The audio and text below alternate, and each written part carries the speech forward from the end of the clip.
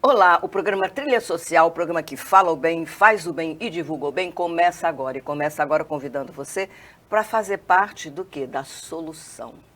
Você quer fazer parte da solução do problema na sua casa? Porque todos nós temos conflitos.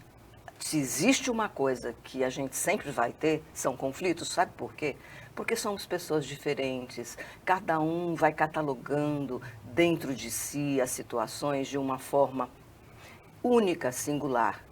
Todos nós recebemos, né, aquilo que a vida nos dá, mas como nós recebemos faz toda a diferença e como nós devolvemos isso para os nossos relacionamentos faz toda a diferença.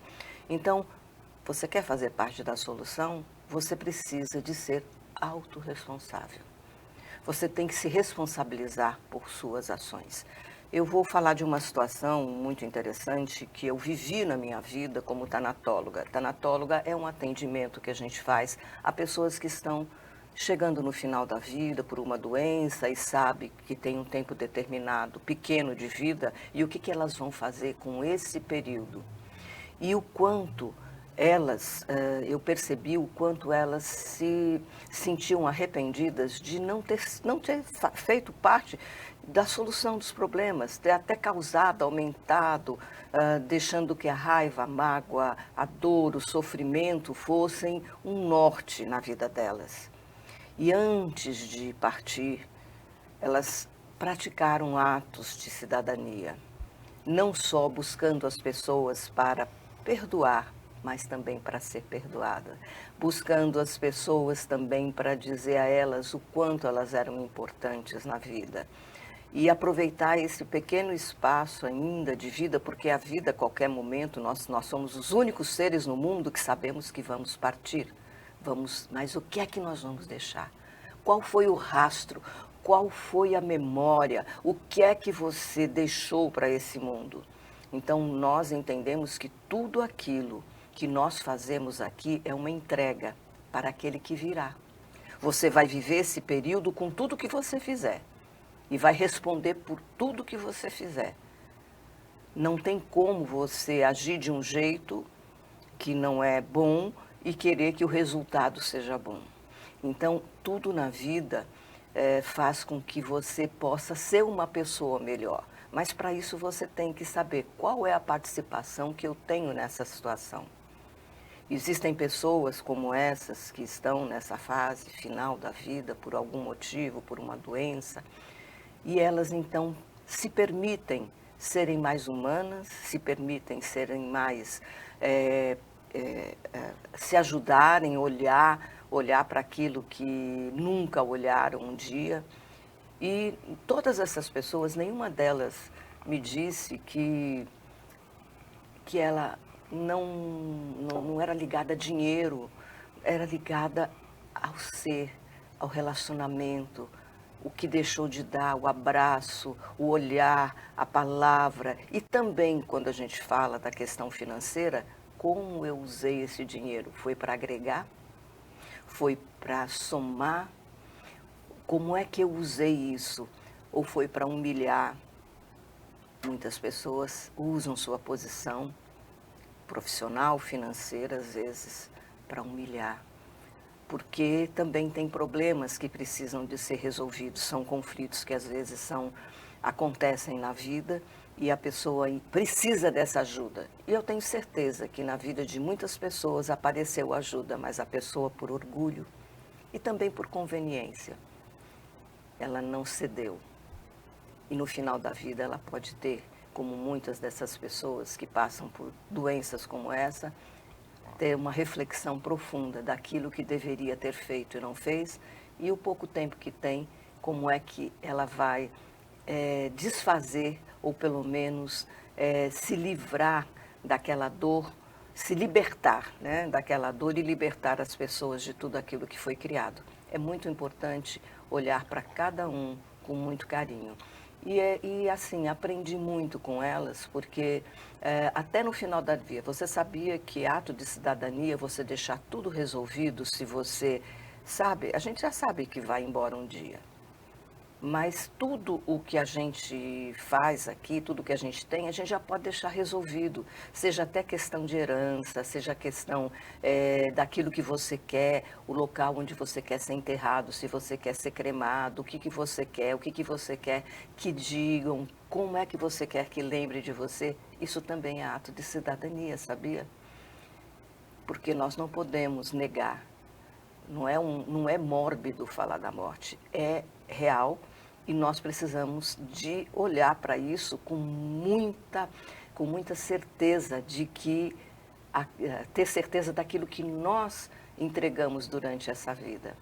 Então pensem, nós não precisamos morrer para mudar, não precisamos de estar perto da morte para mudar, nós precisamos só de ser humano junto a outro ser humano, ouvir, abraçar, emprestar o nosso ombro, ajudar aquele que mais precisa, estender a sua mão, olhar para o seu filho, deixar que ele siga a sua jornada nos sonhos que ele tem, não impor, mas expor, ouvir, conversar, dialogar.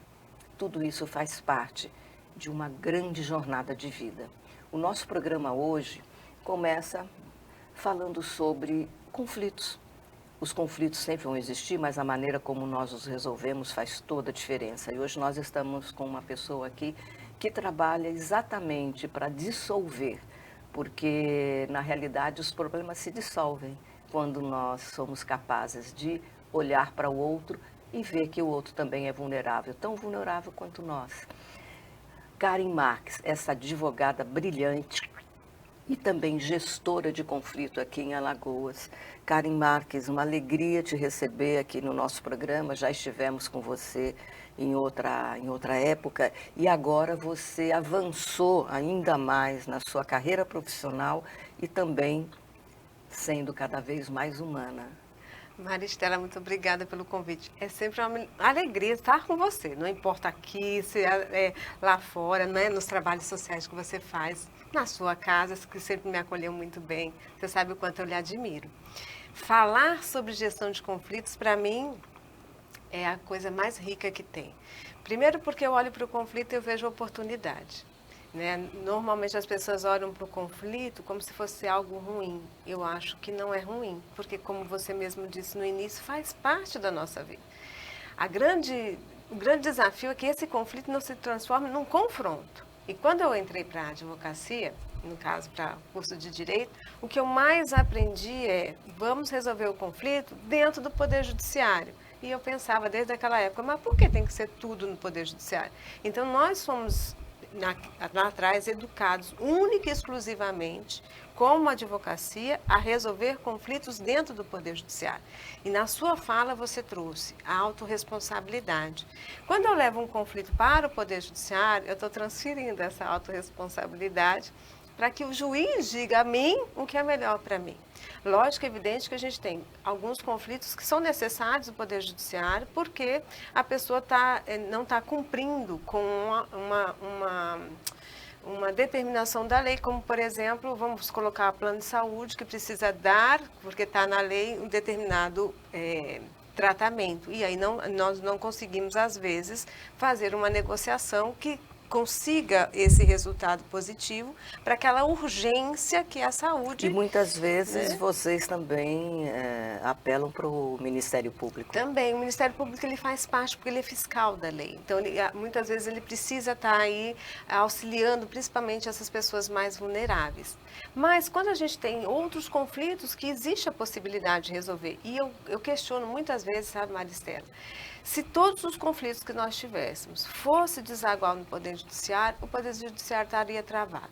Já está um pouco, né? Porque já está. É grande. A morosidade é grande. Mas quando você fala, né, dessa questão de como poderia ser resolvido o conflito, seria entre os advogados. Os advogados deveriam preparar aquela pessoa que vem buscar a solução. Ela deveria ter um preparo, esse advogado, essa advogada deveria ter um preparo para conduzir de uma forma que não precise chegar ao juiz. Sim. Não precisa chegar alguém ter que resolver. Concordo com você. Na minha perspectiva hoje, eu vou falar para você assim, existem várias versões da Karen, certo? Eu fui uma advogada muito litigante no início da carreira, e litigante mesmo. Eu era aquela que brigava por tudo e por todos e só acreditava na possibilidade de uma sentença. Mas, quando a vida foi me carregando para o direito das famílias, e eu vou dizer para você que enquanto eu estava na faculdade era o único ramo do direito que eu não queria atuar, mas a vida me levou para esse lugar. E hoje eu sou assim, encantada com as possibilidades que a gente tem dentro desse ramo. Porque, para mim, a família sempre permanecerá, mesmo quando a gente está diante de pais separados. Eu falo isso porque eu sou filha de pais separados. E eu fui filha de pais separados numa sociedade que dizia: você é filha de pai separado e não pode conviver com fulano e com ciclano. Então, eu peguei essa fase ainda nos A anos exclusão. 80, a exclusão enquanto adolescente de filhos de pais separados. E vi também o preconceito com relação a essa família que se desmanchou. Só que a nossa família, apesar de termos pais em casas separadas, nós permanecemos família. O que terminou foi o casal que se dissolveu naquela relação. Aquele homem e aquela mulher, enquanto homem e mulher, não deram mais certo. Exatamente. Mas não significa que como pai e mãe... Não, porque pai e mãe nunca vão deixar de ser. O homem e a mulher casados, eles podem deixar de ser um casal, Exatamente. mas jamais deixarão de ser o pai e a mãe daquela criança. E também não precisam se tornar inimigos. Mas, e aí eu fui indo para esse lugar no qual apenas o Poder Judiciário não trazia para mim uma certeza de resolução. Por quê? A sentença vinha, mas os meus clientes às vezes não ficavam satisfeitos. Nem o meu cliente, nem o cliente da parte adversa. E a gente se coloca nesse lugar de adversários dentro do Poder Judiciário. E eu não vejo uma pessoa que conviveu 5, 10, 15, 20, 30 anos, que você sabe da intimidade da vida, você se tornar inimigo dele de repente. Eu sei que as relações, elas deixam de existir, mas eu não preciso me tornar inimigo do outro. Lógico, tem as questões de violência doméstica, não vou entrar nesse lugar que é mais delicado da gente conversar. Mas vamos dizer que a pessoa simplesmente resolveu não estar mais naquele relacionamento. Eu preciso olhar, enquanto advogada hoje, eu penso o seguinte: eu preciso olhar que são pessoas envolvidas em muitos conflitos emocionais, inclusive, e que essas emoções também vão estar na mesa. Se eu só olhar para a lei e para o processo e para o caso, muitas vezes a sentença não vai resolver. Eu falo para meus alunos, a sentença é referente a uma história que foi contada, uma parte da história, né, que foi contada. Porque toda história tem dois lados. No mínimo, né? No mínimo. E aí eu, advogada, conto para o juiz e a outra parte também, e a partir desse fato do passado, o juiz vai ter que dar uma sentença no futuro para encaixar. Então, muitas vezes essa sentença ela não vai ser satisfatória. Quando eu olho para a gestão de conflitos, eu estou falando só na área do direito das famílias, mas hoje a minha ideia é a gestão de conflitos em outros locais, como empresa também. Quando eu olho para a gestão de conflitos, eu customizo a solução. Então, eu olho para as necessidades de todas as pessoas envolvidas e não apenas, então, somente a um fato isolado. O fato faz sentido, mas a lei ela é geral e não é específica para aquela família. Então, falar de gestão é falar dessa customização da resolução para aqueles, como você mesmo disse, fizeram um conflito. Então, eles sabem a chave da solução, eles só não sabem onde está. Eles não sabem, então você vai conduzindo. Uma coisa que é muito importante, né, de olhar é o que está por trás do conflito, né? Porque muitas vezes, uma certa feita, uma pessoa também mediadora de conflitos, ela disse que um casal que estava vivendo há 40 anos resolveram se separar, houve uma discussão e resolveram se separar, a família toda se comoveu e no final das contas, por uma mediadora de conflitos entrou, porque eles iam se separar mesmo. Aí no dia, essa mediadora conversou com eles e na realidade o que ela queria para ficar, voltar a viver, era apenas um pedido de desculpa. Muitas vezes. Então, o que está por trás do conflito? Às vezes é uma coisa tão simples que a pessoa só quer assim, olha para mim, olha para minha dor, você me magoou. Né? Exatamente. Principalmente nessa área de família. E aí a gente entra numa linha bem tênue. E a advocacia pergunta para mim, né? Alguns colegas perguntam, Karen, então quer dizer que agora a gente vai ser psicólogo? Não. Eu deixo para a psicologia o estudo e a capacidade de alguns conflitos internos que eu não tenho capacidade de resolver. Lógico, é evidente que eu tenho hoje, vamos dizer, uma estrutura de conhecimentos, uma multidisciplinariedade de conhecimentos para que eu possa fazer uma aplicabilidade do meu trabalho hoje para essa gestão de conflitos. Mas quando eu olho para a advocacia, ou para todos que estão dentro do direito, eu olho as técnicas de comunicação. Eu não preciso ser psicóloga para poder auxiliar na gestão de conflitos. Eu preciso saber até onde eu posso ir e quando eu tenho que convidar um profissional capacitado da área para poder auxiliar em questões que eu não consigo entrar. Mas eu, enquanto gestora de conflitos, eu tenho técnicas de comunicação adequadas para aquele momento que eu vou levar as pessoas para que elas possam ter essa autonomia. Então, eu falo assim, a autonomia da vontade, que é a autorresponsabilidade, não é mais uma questão de atribuir culpa ao outro. Eu sei que em algumas situações existe a culpa. Vamos lá falar de um tema delicado que é a traição. A traição é uma escolha. A pessoa escolheu trair. Consciente ou inconsciente, a gente vai entrar em outra seara. Mas é uma escolha. Ele teve culpa dessa escolha? Teve culpa dessa escolha. Mas o relacionamento em si tem a coparticipação, a contribuição de cada um. Então, quando eu falo que cada um contribuiu, um com 70%, outro 30%, um com 50%, 50%, mas não é de um lado só. Quando eu coloco só de um lado, eu fico no lugar de vítima e não tenho a minha responsabilidade com relação ao que aconteceu. Uma pessoa que se sente vítima, jamais ela vai ter autorresponsabilidade, porque Exato. Sempre vai ter um culpado. É o pai, a mãe, é o filho, é o emprego, é o empregador. Ele sempre vai arrumar alguém para culpar daquela situação que ele se encontra, não é isso? Isso, e aí o Poder Judiciário serve perfeitamente, porque daí é o juiz que vai dizer quem é que tem a culpa. Então, quando a gente fala de gestão de conflitos, é trazer essas pessoas para que elas saibam o que é melhor para a vida delas. Então, desde 2015, a gente teve uma mudança significativa na lei para trazer para a advocacia e para todos que são construtores do direito, ou seja, que fazem a participação dentro do Poder Judiciário, né, dentro de um processo, olhar para a gestão de conflitos e não só levar isso para o Poder Judiciário.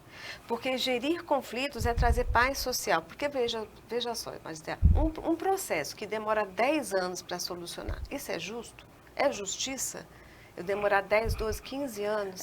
Você falando, né, algo que está na justiça demorar muito tempo. Imagina uma pessoa que precisa de um remédio que não tem no Brasil e aí tem que entrar na justiça para conseguir esse remédio e é urgente. E o remédio vem depois que... Como já aconteceu, muitas pessoas morreram e o remédio não chegou. Então, nós temos que olhar, ser mais humanos. Olhar, porque nós não somos uma máquina, né? E não somos um negócio. Exato. Nós somos seres humanos, convivendo com seres humanos, as nossas necessidades são humanas e elas são iguais em qualquer parte do mundo. Exato. Eu sei que algumas questões são delicadas. Essa questão do remédio da saúde, ela é bem delicada porque às vezes... específico, né? Nesse caso, por vezes a gente vai precisar do Poder Judiciário para resolver, porque a empresa não vai resolver isso de forma... amigável, vamos dizer assim, negocial. Mas outras questões a gente consegue resolver e eu já tive a oportunidade de ver pessoas satisfeitas com pedido de desculpa, por exemplo, uma ação de vizinhança, que era uma briga de vizinhos, a pessoa era vizinha de uma escola que tinha muito barulho e ela entrou com uma ação de indenização e eu estava nessa época como mediadora judicial. E a pessoa que deu entrada com a ação, ela quis externar para a vizinha o que estava acontecendo e as medidas que a vizinha trouxe com o pedido de desculpa foi suficiente para ela. Porque ela não queria indenização, ela não queria mudar de casa, ela só queria conviver naquele lugar de forma mais amistosa, que ela pudesse ter sossego também dentro de casa. Então, podia ser até que levantando um pouco mais o muro melhorasse. Podia ser, ou acústica dentro da escola. Então, existem outras formas, né? Eu sempre falo, entre 8 e 80 tem 72 possibilidades de solução. E quando a gente leva, e aí eu estou levando também essa questão da gestão de conflito para as empresas. Por quê? Dentro das empresas a gente também tem muitos conflitos, seja na diretoria, seja com os colaboradores. Então, quando eu olho para os conflitos não resolvidos, e é tudo comunicação, Quando eu olho para esses conflitos não resolvidos, eu tenho uma ausência de produtividade. Isso interfere financeiramente também na empresa. Então, quando eu olho para isso, e além de interferir na empresa, interfere também na própria disponibilidade e vivacidade dos colaboradores e que isso repercute também em casa. Falar de gestão de conflito para mim, Maristela, é fazer essa onda quando a gente joga uma pedrinha dentro do lago, que ela vai se espalhando. Eu não vou mudar o mundo, mas eu consigo mudar o mundo ao meu redor. Veja, uma célula doente dentro do corpo pode adoecer o corpo todo, né? Uma bactéria tão pequena que a gente nem enxerga pode provocar uma doença. Imagine, essa gota, nós temos uma frase que é de Madre Teresa de Calcutá, que ela diz assim, somos apenas uma gota no oceano, mas sem essa gota, o oceano certamente seria diferente. Então, nós fazemos a diferença. Não, tem que começar em algum lugar a cura, né? A cura social, porque quando a gente estabelece pessoas e trabalhos como esse, é uma cura entre relações. Né? Você foi fazer um curso com Bert Helling na Alemanha, e eu queria puxar um pouco das fotos, um pouco do trabalho que você fez. Né? Vamos ver aí quem é Karin Marx, uma mulher aguerrida, uma mulher forte, uma mulher que também cuida da saúde. Isso daí para você isso participar. Aí foi uma vitória. Isso é uma vitória, porque você tomou a autorresponsabilidade da sua saúde também. E foi. Aqui são frases que ela escreveu, que é muito importante, fazem a gente pensar. Né? É raro encontrar uma pessoa disposta a escutar o que ela não quer escutar. E essa questão de você falar, ela não quer escutar porque ela não quer mudar. Ela está numa zona de conforto. E, via de regra, o ser humano, ele se acostuma até com a dor. Aí você quer tirar ele da dor e às vezes não consegue. Vamos voltar a outra frase. Sempre existirá um problema para quem não busca solução, é verdade. Quem não quer solução é aquilo que nós falamos agora há pouco, né? Ela vai culpar alguém. Então alguém é culpado, então ela não vai tomar a solução nunca, né? Entre o conflito e a resposta existe um espaço. É lá que mora a sabedoria, é verdade. A resposta, aí existe também a forma como você fala, as perguntas, porque o mediador de conflito, além do preparo, ele tem, assim, você pode desenvolver através do PNL, né, do curso de PNL, você vai observar o gestual da pessoa e o que ela fala. São as perguntas abertas, né? Sim, e a pergunta aberta é uma técnica excelente, parafraseamento. A linguagem não verbal é muito importante. Então, nesse espaço que a gente fala, né, da pessoa, esse espaço, às vezes o silêncio também é uma excelente ferramenta quando você sabe utilizá-la. É você resgatar, é encontrar, quando você falou assim, o conflito, ele é o que aparece. O que está por detrás do conflito é onde a gente vai buscar com as perguntas adequadas. Como se fosse a ponta do iceberg, né? E você então vai lá na raiz para saber. Porque quando você faz uma mediação, você vai na raiz do problema. E aí, muitos casos que você resolve não precisa ir para o juiz, não precisa estar no judiciário. E isso é algo que começou há quanto tempo? A mediação de conflito, a conciliação, né? A negociação. Se a gente for olhar para a mediação, ela existe desde que o mundo é mundo. Sim. Né? Tecnicamente, da forma que a gente conhece hoje, desde 2015, a gente tem uma lei que estabeleceu a mediação como uma metodologia. Eu dou aula sobre isso há muito tempo e falo sobre a mediação. Eu ainda não vejo a mediação como ela foi elaborada na lei dentro do Poder Judiciário. Em alguns lugares existem, mas a gente ainda tem um volume muito grande para pouco espaço para mediação.